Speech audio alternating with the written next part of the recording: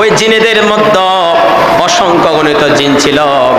আমরা যেইভাবে আল্লাহর ইবাদত করি, আমরা যেইভাবে আল্লাহর জিকির করি, আমরা যেইভাবে আল্লাহকে ভয় করি, ওই জিন জাতিদেরকে আল্লাহ সৃষ্টি করার পরে দুনিয়ায় যখন পাঠিয়ে দিলেন, দুনিয়ায় আসার পরে ওই জিন জাতীয় আল্লাহর ইবাদত করেছে, আল্লাহর জিকির করেছে, আল্লাহকে ভয় করেছে।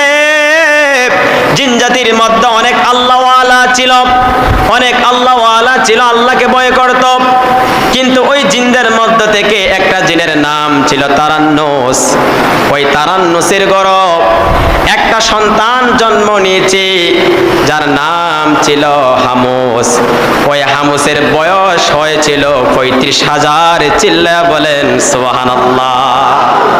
আমরা মানুষের বাচ্চা, আমরা মানুষ কয়দিন জন্মার পর কয়দিন বাঁচি, কিন্তু এক একটা জিনের হায়াত হাজার হাজার হাজার হাজার বছর হায়াত পেয়েছে। তারান্নুসের গর্ভ জন্ম নিয়েছে হামুস। ওই হামুস ৩৫,০০০ বছর হায়াত পেয়েছে, আল্লাহর নাফরমানি করেছে, আল্লাহ পাক রব্বুল আলামিনকে ভুলে গিয়েছে। জিন জাতি যখন সব দিক দিয়ে ছড়িয়ে পড়ল, সে যখন আল্লাহর নাফরমানি আরম্ভ করে দিল, আল্লাহ তাআলা ওই জিনকে অভিশাপ দিয়ে দিলেন। আর ওই হামুসের ঘরে দুইটা সন্তান জন্ম নিয়েছে, একটা হচ্ছে নীলবিস আর একটা হচ্ছে খবিস। নীলবিস হচ্ছে মেয়ে, খবিস হচ্ছে পুরুষ, আপন ভাই বোন। কিছুদিন যাওয়ার পরে আল্লাহ যে অভিশাপ দিয়েছে, ওই হামুস তার আপন সন্তান ছেলে মেয়ে নীলবিস আর খবিসকে একই সঙ্গে বিয়ে দিয়ে দিয়েছে। চিল্লায় নাউজুবিল্লাহ। আপন ভাই আপন বোনকে বিয়ে করলো, আল্লাহ যে অভিশাপ দিয়ে দিল, আল্লাহ লানত করলো।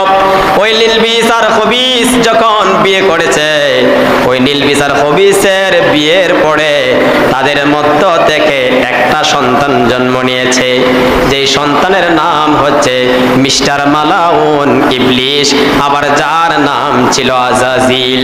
ওই জিন জাতিদেরকে আল্লাহ রাব্বুল আলামিন পাঠানোর পরে দীর্ঘদিন আল্লাহর ইবাদত বندگی করেছে, কিন্তু এক পর্যায়ে তারা আল্লাহকে ভুলে গিয়েছে। তারা সূর্যের পূজা করে, আগুনের পূজা করে, ঘাস গাছের পূজা করে।